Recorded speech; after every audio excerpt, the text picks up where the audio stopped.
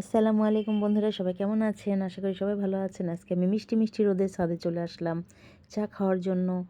একটু একটু রোদে চা খেতে আসলে অনেক মজা। এই জন্য আমি চলে আসলাম। কিছু চেয়ার পাতা আছে ছাদে, সেখানে আমি বসে থেকে চা খাবো বলে আজকে ভাবছি। তো আমি চাটা আজকে আমি ছাদেই খাবো, এটাই আমার নিয়ত। তারপর আমার চা খাওয়াটা শেষ হয়ে গেলে আমি চলে আসলাম গাছের কাছে। আমি কিছু লাউ ও মিষ্টি কুমড়ার গাছ লাগিয়েছি। তো সেই মিষ্টি কুমড়ার লাউ গাছটা আসলে অনেক সুন্দর হয়েছে, তবে মাঝে মাঝে একটু একটু করে ঘাস হয়েছে, দেখতে পাচ্ছেন।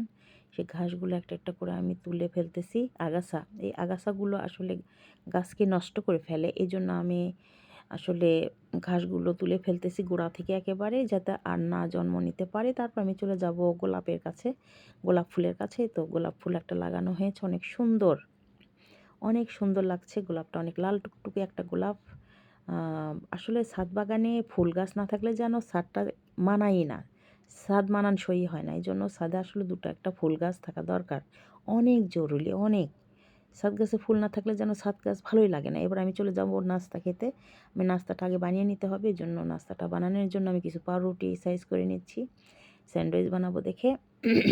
তারপরে আমি সাইজ মতো আমি সব কিছু কেটে নিলাম, পাউরুটি কয়েকটা পিস পিস করে কেটে নিয়ে এই ধারগুলো আমি সুন্দরভাবে কেটে ফেলেছি, যাতে মানে বানাইতে খুব সহজ হয়। এবার আমি 2টা ডিম নিয়ে নিয়েছি। সেই 2টা ডিম ছোট ছোট কুচি কুচি করে আমি কেটে নিব। কুচি কুচি করে কেটে নেওয়ার পর আমি ওই রুটির ভিতরে আসলে দিয়ে দিব স্যান্ডউইচ বানানোর জন্য। তারপর আমি একটা একটা করে আমি রেখে দিচ্ছি।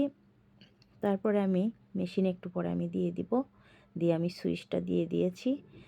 এবার আমি মেশিনটা খুললাম। তারপর দেখা যাচ্ছে যে আমার আসলে স্যান্ডউইচটা অনেক সুন্দরভাবে হয়ে গিয়েছে। এবার আমি একটা একটা করে আমি তুলে ফেলবো। দেখি কিভাবে তোলা যায়, গরম কীভাবে হাত দিব। তো আমি মনে করলাম চাকু দিয়ে একটা একটা করে তুলে ফেলি। অনেক গরম, হাত দেওয়া যাচ্ছে না। তো আমি চাকুর আগাল দিয়ে দিয়ে একটা একটা করে তুলে আমি ট্রেতে রাখার চেষ্টা করতেছি। তাই তো আমি ট্রেতে রাখবো বলে আমি করতেছি। একটু পরে দেখবো আসলে স্যান্ডউইচটা কেমন হয়েছে। তো বোঝা যাচ্ছে একটু একটু ভালো হয়েছে, যদিও অনেক দিন পর পর বানানো, তারপরও আশা রাখা যায় যে অনেক ভালো হয়েছে।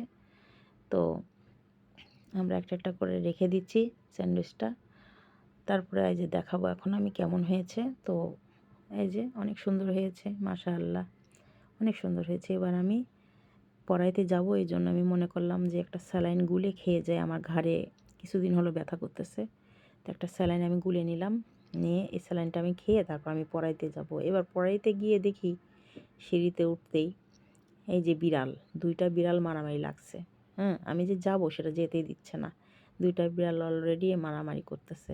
আমি ভয়ে চুপচাপ থাকলাম, তারপর উঠে গেলাম। এবার যাওয়ার পরে দেখি আমার ছাত্রী মায়ের সাথে কিছুদিন পর দেখা হয়েছে। ওরা গ্রামে গিয়েছিল ছুটি কাটাইতে, সেখান থেকে আসার পরে দেখা হয়েছে। তারপর আমাকে যাওয়ার পরে 1 কাপ চা আর এই যে কেক, এই কেকটা খেতে দিয়েছে। তো আমি এই কেকটা আমি আসলে পছন্দ করি না, এই কেকটা আমার কাছে ভালো লাগে না।